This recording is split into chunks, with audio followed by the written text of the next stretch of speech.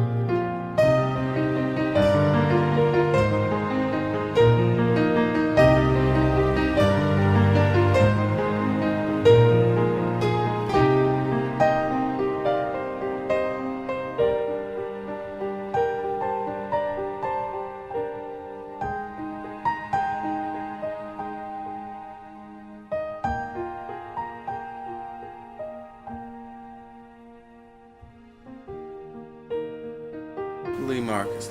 Well, I've known him for 20 years. I think I might have worked with him a couple times when I was little, like I was about 5, and he was bald then too. I was born in Philadelphia. My parents my father's from Harrisburg, Pennsylvania. My mother was from the Lower East Side in New York. We both grew up in Philadelphia, which was a major city, and we went to Minnesota for graduate school. And the whole way there I kept saying, I don't know if I can live in a smaller city like the St. Paul, Minneapolis area. Well, I was in graduate school at Minnesota from 67 to 72, and then from 72 to 74, I was at the University of Rochester as a postdoctoral fellow.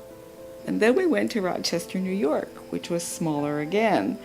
And I kept thinking, I don't know if I'm going to like a smaller city. Right after that, as I was wrapping up the fellowship, came the opportunity to come to Chapel Hill, meet with Eric and Bob, and they offered me the position. I took it.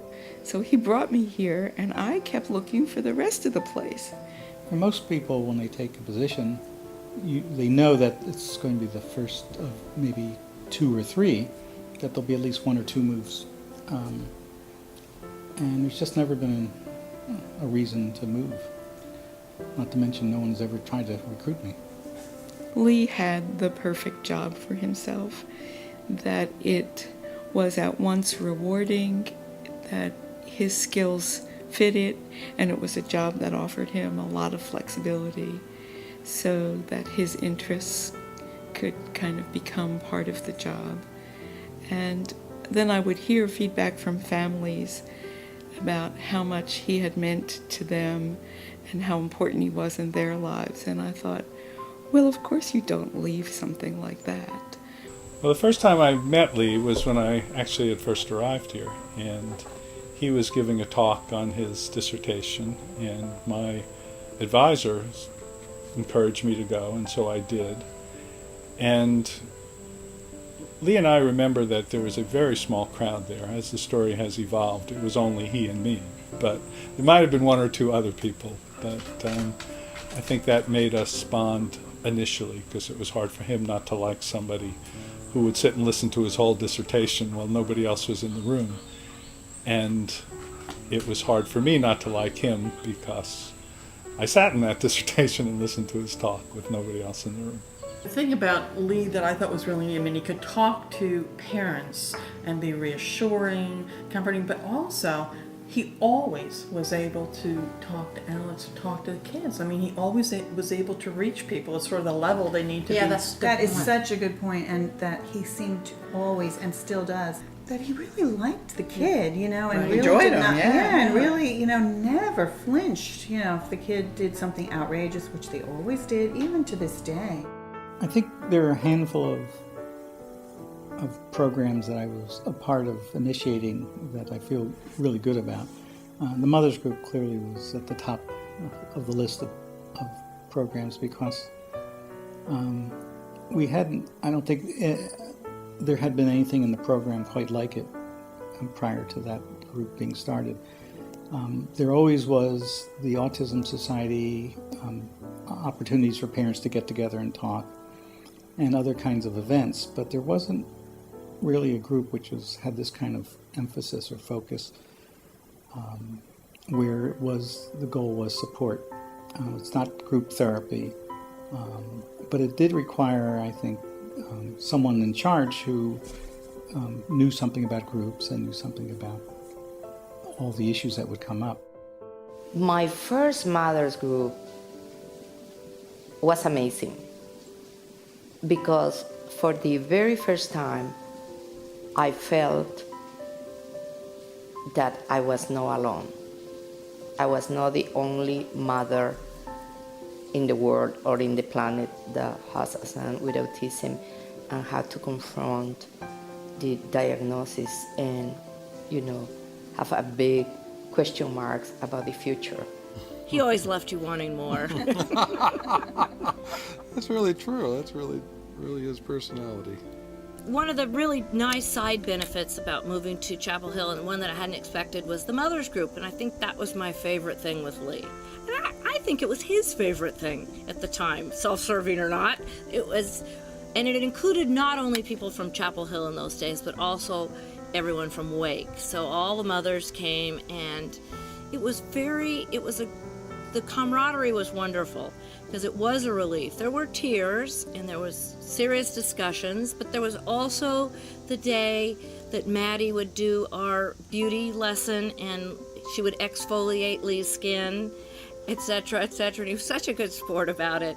And it sort of just reminded us that, you know, there was an outside, inside. We had our whole autism thing that we talked about and worked on in there, but we were also friends. And he really made that happen. I think Lee decided that that since he had such a successful mothers group that he would try it with the dads, and we had a lot of fun with that. But I often wondered whether Lee was trying to get us all together for therapeutic reasons, or he was trying just to get a bunch of buddies to have dinner once a week. Did you go to the fathers group? I went to a couple of fathers group. Yeah, I went to a few fathers group, but I think it was different than the mothers group. Yeah. We didn't talk about our kids. We talked sports. We drank beer. And no, I drank wine. Yeah. Right. We had a good time though. It was good. Yeah. Yes. And he was funny. He was funny when you could hear him. It is the one thing I'm thinking of continuing to do because, you know, I still have to have dinner. I will never forget that day, that moment when I was invited to be an honorary mom, and that the moms made me a party to celebrate the end of cancer treatment. And I don't know if I have ever been able to express to them how that affected me. And to this day, it just can make me smile to think about that. We had this group for teenagers with autism, and that was really fun. And because of the kids, and because there was always a plan and a purpose to each group event, whether or not it was indoors at the clinic playing some games, or sort of like a scavenger hunt, or an overnight at a camp. I know him from teen group, and I know him from Camp Royal, and I saw him. He saw me at the hospital, and he brought me a Home Alone DVD. I think, without any question, the most rewarding part of my work are the therapists, the folks I work with every day who do the work of the program. And there have been maybe 25 or so therapists over the years, and every one of them has been excellent. It's the group is unsurpassed in terms of their dedication, their skills, their ability to understand things and to work as a team. There are so many things that he's taught me and many, many others. It really is, things that Lee would say or do. His actions and words were truly like ripples. So he's like a little stone or a big rock, however you want to think about it, that was thrown into a pool of water, and the ripples just are continually affecting us as therapists and the interns that Lee trained and families. So he's a big rock or a little pebble. And he was very patient. He would always let me spew off, and let me hug him and kiss him. And he was great. I knew it was like this kind of thing with him. But probably just his example and work. Oh my God. I don't know anybody who works as much as he does. Or, all the time we worked there. He was always working, always working. So what an example. I mean, no wonder none of us ever had much lives for a while, Until Lee decided he wanted to become a full professor and just clean up his act a little bit. I think what I remember about those days, work-wise a little bit, is the way we would all be sitting in Lee's office smoking cigarettes. Well, some of you all were always Most of us. Lee most and of I us. were not Lee smoking. did not. Right. And you could see, his eyes would be like, just with all this smoke.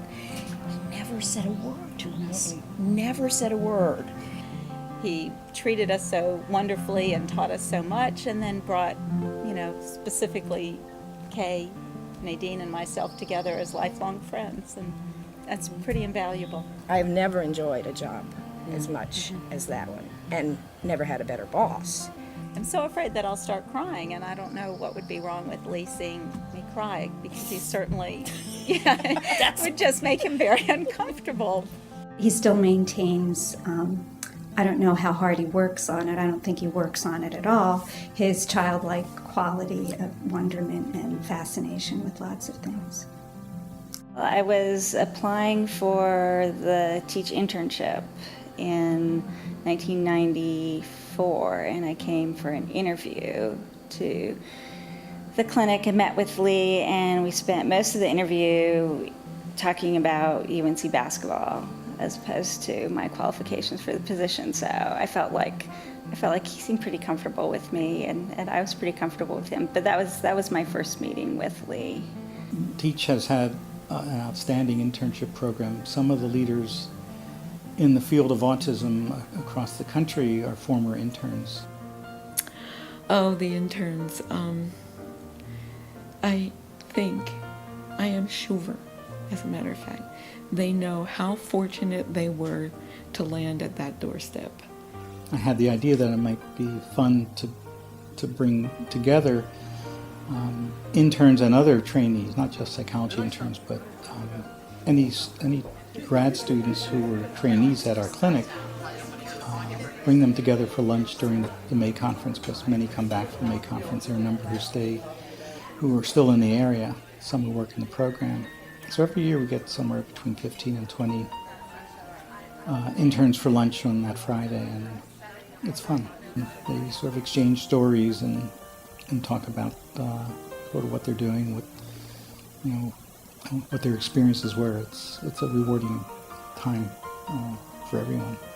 We went to Israel together as part of a conference, and then we toured as part of a larger group. And on the way home, Lee and I both realized that we should have brought the kids, that it was just an amazing experience to be had. Connections I have there have been really good ones, all through autism, pretty much. Not 100%, but mostly through autism. Terrific families, who have helped both Elaine and me get to know the country inside and out.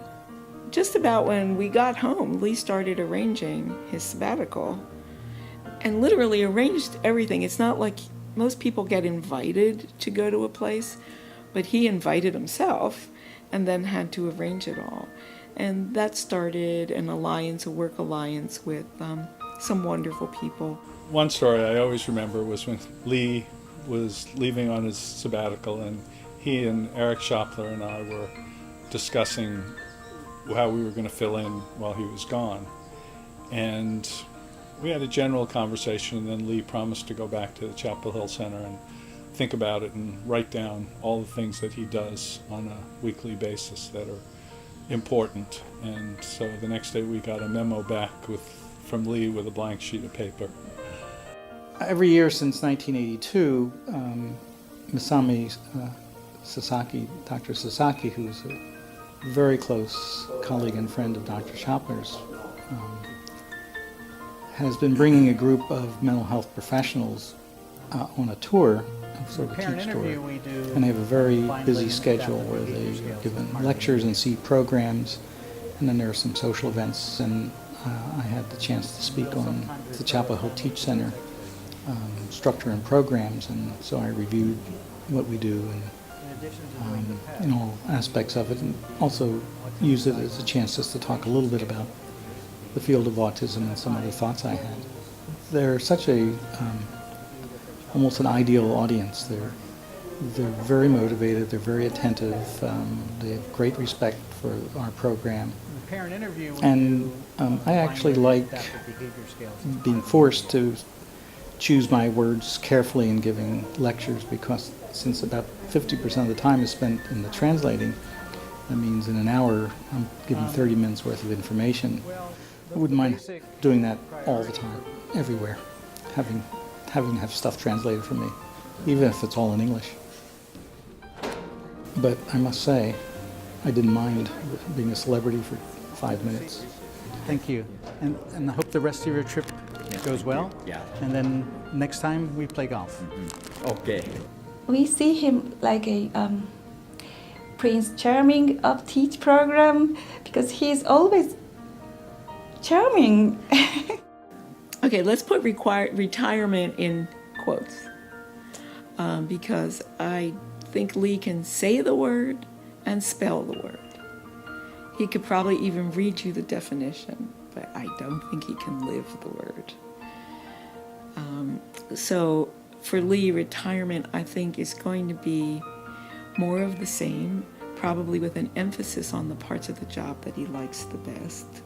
So what I see happening in my post-retirement life is my day-to-day responsibilities will change completely. I will no longer be directing the clinic or directing the psychology internship program.